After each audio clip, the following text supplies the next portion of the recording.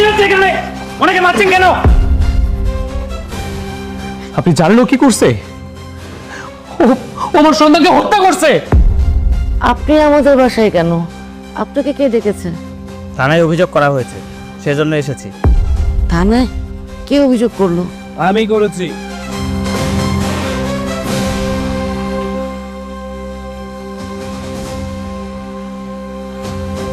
আপনার নাম কি বেলি?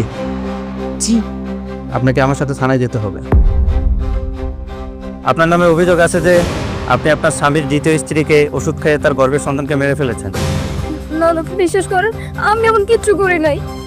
আইনে বিশ্বাস না, প্রমাণের ভিত্তিতে কাজ করে। আর আপনি যদি আমার সাথে যেতে না চান, তাহলে বাইরের গাড়িতে মহিলা পুলিশ কনস্টেবল ওয়েট করতেছে, আপনাকে এসে জোর করে নিয়ে যাবে। স্যার, বিশ্বাস করেন, বেলিভাবি কোনো অন্যায় করতে পারে না।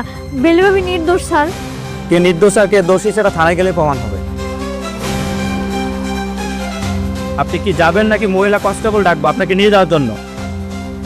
না থাক, আমি যেতেছি।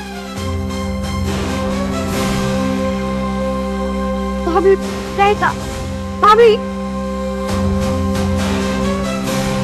খুব মারা লাগতেছে তাই না? বেলি নির্দোষ, কোনো দোষ করে নাই।